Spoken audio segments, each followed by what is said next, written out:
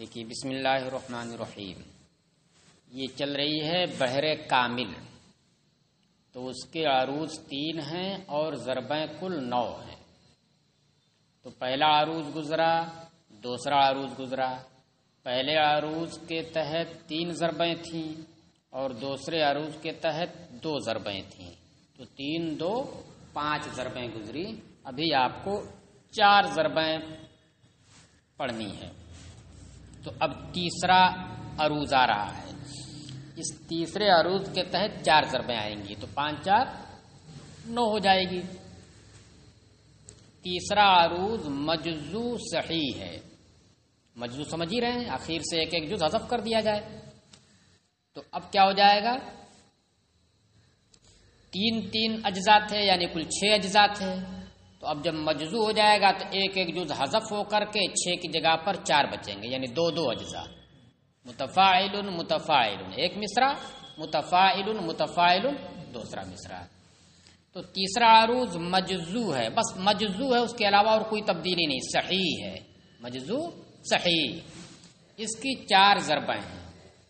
اس عروض کے تحت بھی ایک ضرب مجزو صحیح ہی آ رہی ہے، اس کو آخر میں یہ ذکر کر رہے ہیں، ہے نا، یہاں دیکھیے آئے گا تیسرے نمبر پر۔ چلیے ہاں، اول مجزو مرفل، پہلی ضرب اس کی کون سی ہوئی، مجزو مرفل۔ ظاہر سی بات ہے جب عروض میں مجزو رہے گا تو ضرب بھی مجزو رہے گی، وہاں پر بھی ایک حذف ہوگا، ایسا نہیں نہ ہوگا ایک ہاتھی ہو اور ایک ہاتھی کا بچہ ہو، برابر برابر رہے گا، حرف کا فرق ہو سکتا ہے۔ چلیے اول مجزو مرفل، پہلی ضرب اس کی مجزو مرفل ہے۔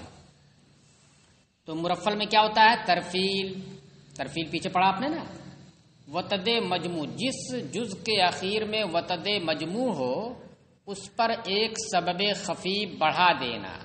متفاعل، یہ ہے علن، دیکھیے اخیر میں نا علن وتد مجموع، اسی کے اوپر ایک سبب خفی بڑھا دیجیے، تو کیا ہو گیا، متفاعل کی جگہ متفاعلاتن، علن کی جگہ پہ اعلا کر دیجیے اس کو اور تن بڑھا دیجیے۔ چلیے تو ہو گیا نا، تن بڑھ گیا پورا۔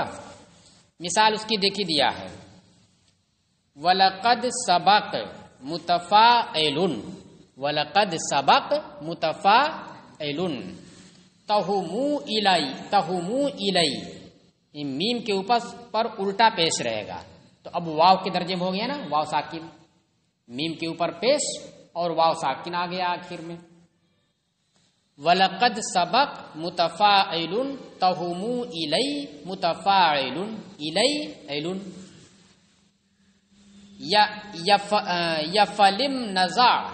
یفلم نزع عین تک جائے گا، یفلم نزع، دیکھیے فلم میم ساکن ہو گیا ہے یہ، حالانکہ میم پر کیا رہتا ہے، فتحہ رہتا نا، لما نہ ہے یہ، لما مانے کیوں، لیکن شعر میں دیکھیے وہ ساکن بھی ہو گیا یہاں پر۔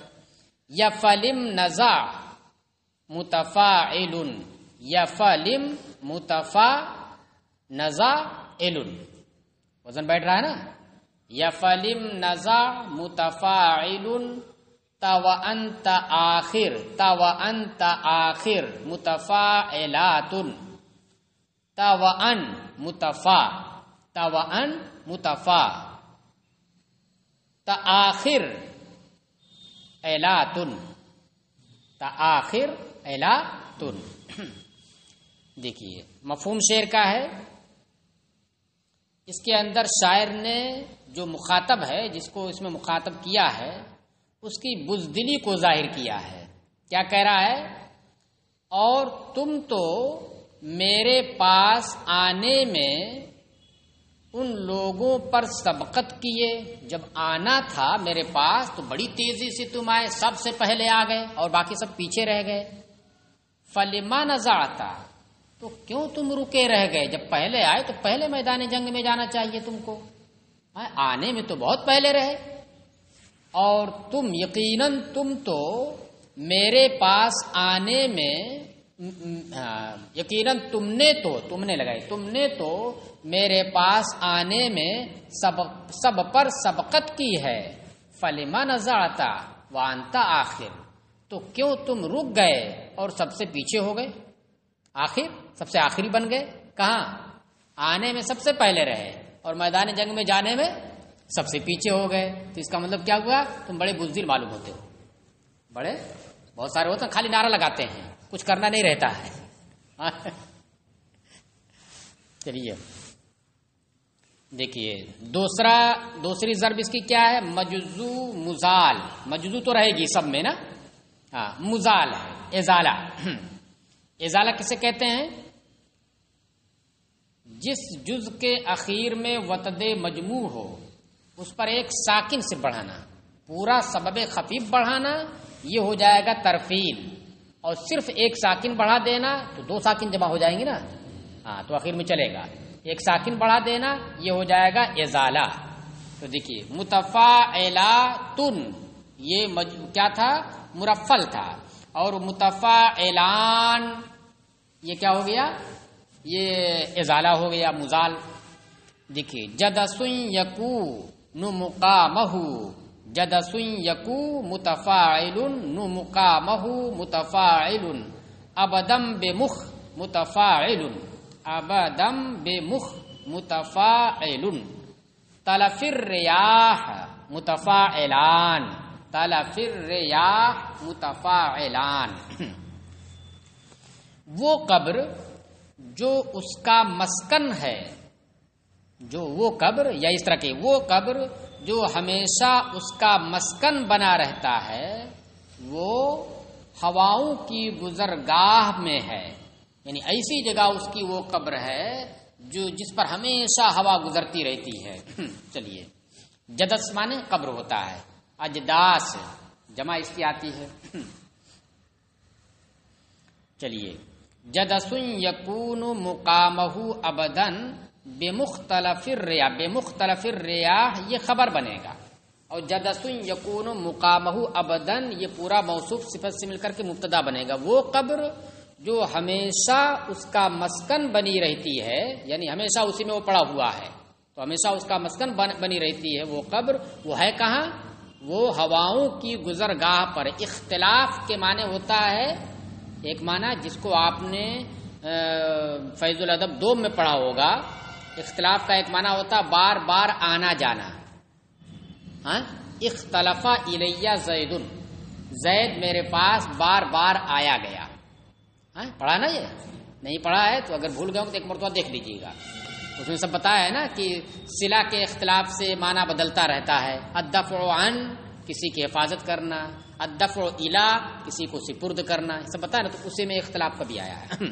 تو اسی سے مختلف اس میں ظرف کیا ہے؟ اس میں ظرف گزرگاہ، گزرنے کی جگہ، ریا۔ چلیے وہ قبر جو ہمیشہ اس کا مسکن بنی رہتی ہے وہ ہواؤں کی گزرگاہ میں ہے۔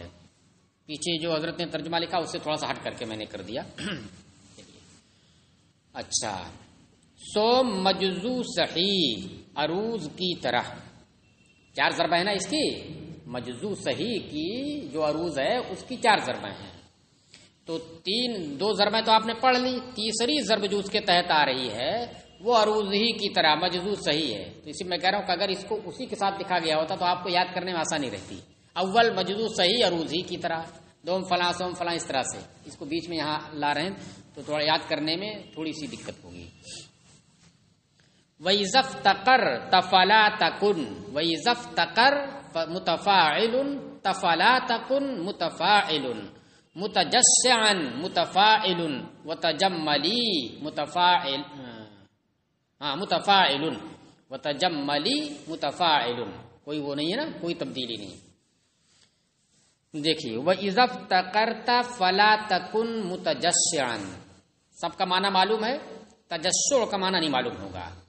تجشع یا تجشع کے معنی ہوتا ہے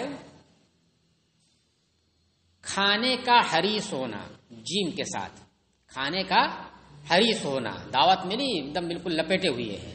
ہاں بولتے ہیں ہمارے یہاں دیہات میں، ارے دوسرے کا دانا اپنا پیٹ، دوسرے کا دانا پایا ہے اور اپنا پیٹ بھرے جا رہا ہے، بھرے جا رہا ہے۔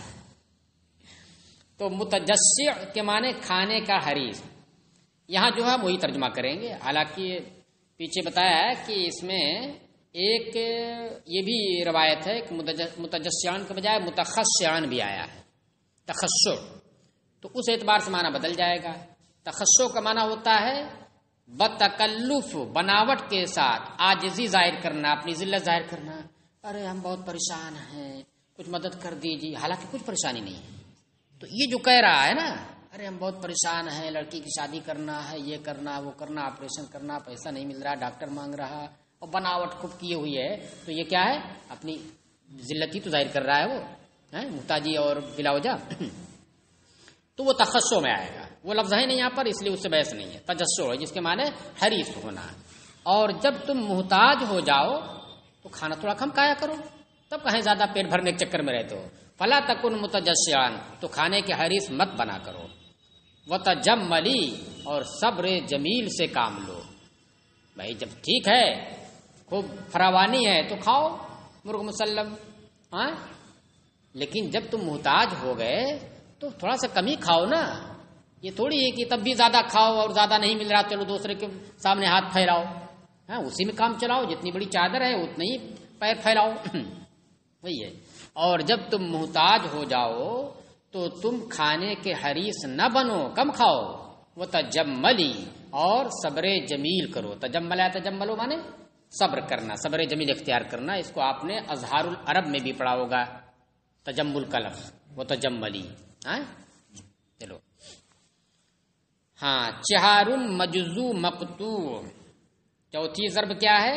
مجزو مقطوع ہے۔ متفاعل کی جگہ پر کیا آ گیا؟ فعلاتن۔ اس میں کیا ہوا ہے؟ مقطوع میں کیا کیا گیا ہے؟ دیکھیے، متفاعل فعلاتن، تو اخیر میں جو وتد مجموع تھا اس کو سبب خفیف بنا دیا، علن کو عل کر دیا، علن کو عل کر دیا تو کیا ہوگا؟ فعلاتن، متفاعل کی جگہ فعلاتن۔ چلیے تو دیکھیں، وَإِذَا هُمُ ذَكَرُوا الْإِسَاءَةَ أَكْثَرُ الْحَسَنَاتِ، کھڑا زبر اس میں ہے نا، حسناتی، تو اس میں یا آ جائے گی نا۔ چلیے، وَإِذَا هُمُ مُتَفَاعِلٌ، یہاں پر بھی دیکھیے الٹا پیش جو واو کی منزل میں ہوگا، وَإِذَا هُمُ مُتَفَاعِلٌ ذَكَرُوا الْإِسَاءَ مُتَفَاعِلٌ أَتَ أَكْثَرُ الْمُتَفَاعِلٌ حَسَنَاتِ فَعَلَاتٌ، بیٹھ رہا نا وزن۔ وَإِذَا هُمُ ذَكَرُوا الْإِسَاءَةَ، اور جب وہ لوگ کسی کی بدسلوکی یاد کریں، اور جب وہ لوگ کسی کی بدسلوکی یاد کریں کہ فلاں نے ہمارے ساتھ بدسلوکی کی ہے، تو ان کو کیا کرنا چاہیے؟ اکثر الحسناتی، تو نیکیاں خوب کریں۔ جب وہ کسی کی بدسلوکی یاد کریں تو نیکیاں خوب کریں، اکثر الحسناتی، نیکیاں بھلائیاں خوب کریں، لٹائیں، لوگوں کو دیں۔ چلیے، اس بحر کے حشو میں اضمار، دیکھیے ابھی تک تو عروض اور ضرب کی بات تھی، اب حشو بھی نہیں محفوظ ہے۔ اس بحر کے حشو میں اضمار، وقص، خزل آتا ہے، تو متفاعل، سب متفاعل ہی ہے ہر جگہ، تو متفاعل علی الترتیب، جب اضمار کریں گے تو مستفعل، اور جب وقص کریں گے تو مفاعل، اور جب خزل کریں گے تو مفتعل ہو جاتا ہے۔ نمبر 6، بحر حزج، چھٹی بحر کون ہے؟ بحر حزج، یہ چھوٹی سی تھی اس لیے اس کو بھی شامل کر لیتے ہیں اس میں۔ مفاعیل 6 بار، مفاعیل مفاعیل مفاعیل، ٹھیک ہے، اسی طریقے سے 3 بار اس میں، تو 6 بار ہو گیا۔ یہ بحر وجوباً مجزو ہے، تو جب وجوباً مجزو ہے یعنی اس کا 4 ہی جز استعمال ہوتا ہے، تو 6 جز ذکر کیوں کیا گیا؟ یہ ایک سوال ہے۔ جب یہ بحر وجوباً مجزو ہے یعنی 4 ہی اجزاء اس کے استعمال میں آتے ہیں، تو پھر یہ 6 بنایا کیوں؟ کوئی ایک مثال تو ملنی چاہیے، تو ہو سکتا ہے کوئی مثال ملی ہو اور بعد میں استعمال نہ ہو، تو بہرحال ایک سوال ہے یہ، جس کا جواب ابھی نہیں ہے، ہوگا جواب کوئی، لیکن ابھی ہمارے پاس نہیں ہے۔ دیکھیے، مفاعیل 6 بار بحر حزج ہے، یہ بحر وجوباً مجزو ہے، تو استعمال میں صرف 4 بار مفاعل ہوگا، تو استعمال ہی کا تو اعتبار ہے نا، اور کس کا اعتبار ہے؟ بھائی اشعار کو چھان بین کر کے کھوج بین کر کے اس کے بعد نکالا ہے کہ ہاں اشعار جو اشعار عرب ہیں وہ کیا ہے، وہ 16 قسم کی بحروں میں سے کسی ایک بحر کے اوپر آتے ہیں۔ چلیے، تو یہ بحر وجوباً مجزو ہے، یعنی ایک ایک جز اخیر سے حذف ہو جائے گا، تو استعمال میں صرف 4 بار مفاعل ہوگا، 2 ایک مصرے میں 2 دوسرے مصرے میں۔ اس کا عروض 1 ہے صحیح مفاعل، اور ضربیں 2 ہیں۔ پہلی ضرب صحیح مفاعل، دیکھیے آسان تھا، یعنی عروضی کی طرح۔ مثال دیا افا من آ مفاعل، یہ آسان ہے۔ افا من آ مفاعل للیل السح مفاعل، للیل السح مفاعل، بفل املا مفاعل، حفل غمرو مفاعل، حفل غمرو مفاعل۔ دیکھیے صحب، املا اور غمر، یہ تینوں نام ہیں۔ کیا ہے؟ تینوں نام ہیں۔ اب اس طرح سے نام جب آ جائے گا تو کیسے آپ حل کر پائیں گے؟ جبکہ اس کا معنی بھی ہو سکتا ہے غمر، غمر کا بھی لغوی معنی بھی ہوتا ہے۔ تو اس کا کوئی معنی نہیں ہے، بس نام رکھ دیا کسی چیز کا، لیکن لغوی معنی بھی اگر ہو تو پھر دقت ہو جاتی ہے نا۔ چلیے، تو تینوں نام اس لیے ہم نے پہلے آپ کو بتا دیا۔ دیکھیے تو وزن بیٹھ گیا۔ اب مفہوم سنیے۔ افا من آل لیلا، لیلا کے خاندان کے لوگوں کی، یا لیلا کی قوم، آل مانے خاندان، قوم، لیلا نام ہے عورت کا، لیلا کے قوم کے لوگوں کی فرودگاہیں یعنی قیام گاہیں، صحب، پھر املا، پھر غمر، سب مٹ گئیں۔ افا یافو مانے ہوتا ہے مٹ جانا۔ آئی بات سمجھ میں؟ دیکھیے پیچھے دیا فرودگاہ مانے ہوتا ہے قیام گاہ، جہاں پر آدمی رہتا ہے۔ آپ کا گھر آپ کی قیام گاہ ہے، ٹھیک ہے، ہم یہاں رہتے ہیں تو یہ ہماری قیام گاہ ہے۔ شاید کہہ رہا ہے لیلا کی قوم کی فرودگاہیں یا قیام گاہوں میں سے صحب، پھر املا، پھر غمر، سب مٹ گئی، یعنی سب ختم ہو گئی۔ چلیے، دوم محذوف فعول، دوسری ضرب کیا اس کی ہے؟ محذوف ہے، یعنی مفاعل کی جگہ پر کیا ہو جائے گا؟ فعول۔ اس میں کیا کیا گیا؟ مفاعی، یعنی اخیر سے ایک سبب خفیف حذف کر دیا گیا، یہی نہ ہوا ہے؟ دیکھیے لن کو حذف کر دیا تو کیا بچا؟ مفاعی بچا، مفاعی کو فعول بنا دیا۔ دیکھیے وما ظہری لباغ الزئی میں بالظہر الزلولی، وما ظہری مفاعل، بالکل الگ ہو گیا نا۔ وما ظہری مفاعل، لباغ الزئی مفاعل، لباغ الزئی مفاعل، میں بالظہرز مفاعل، کہاں پر جائے گا؟ زال مشدد ہے نا، تو ساکن تک پڑھیے اس کو۔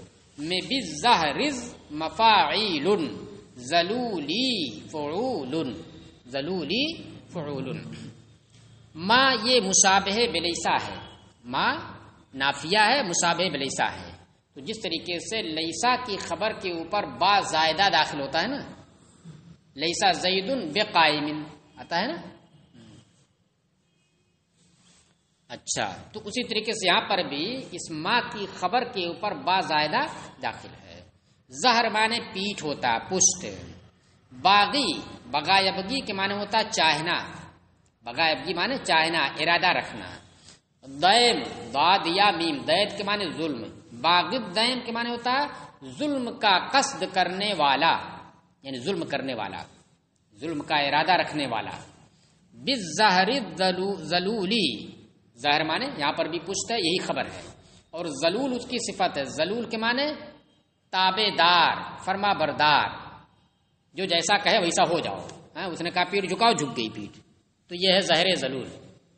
اس نے کہا کہ پیٹ جھکاؤ، آپ نے جھکا دیا، تو آپ کی یہ پیٹ کون سی ہو گئی؟ ظاہر ذلول ہو گئی۔ جس نے جیسا ہی کہا ویسے اس نے کر دیا، پیٹ سیدھی کرو، آپ نے سیدھی کر لیا، تو یہ ظاہر ذلول ہے۔ وہی میری پشت ظلم کا قصد کرنے والے کے لیے تابع دار پشت نہیں ہے۔ اس نے کہا کہ پیٹ جھکاؤ تو ہم نے جھکا دیں گے نا، ہم اسی کے جھکا دیں گے۔ ہاں ہم اپنی نہیں جھکائیں گے، ہماری تابے دار وہ نہیں ہے کہ جیسا ظالم نے کہا ویسا ہم کر دیں، ہم اسی کی کمر توڑ دیں گے۔ میری پشت ظلم کا قصد کرنے والے کے لیے تابے دار پشت نہیں ہے۔ چلیے اس بحر کے اندر بطور مراقبہ قبض یعنی مفاعل کرنا اور کف یعنی مفاعیلو کرنا جائز ہے، اور پہلے جز میں خرم، شطر اور خرب بھی ہو سکتا ہے، تو الگ ترتیب مفعول فاعل مفعولو ہو جائے گا۔ چلیے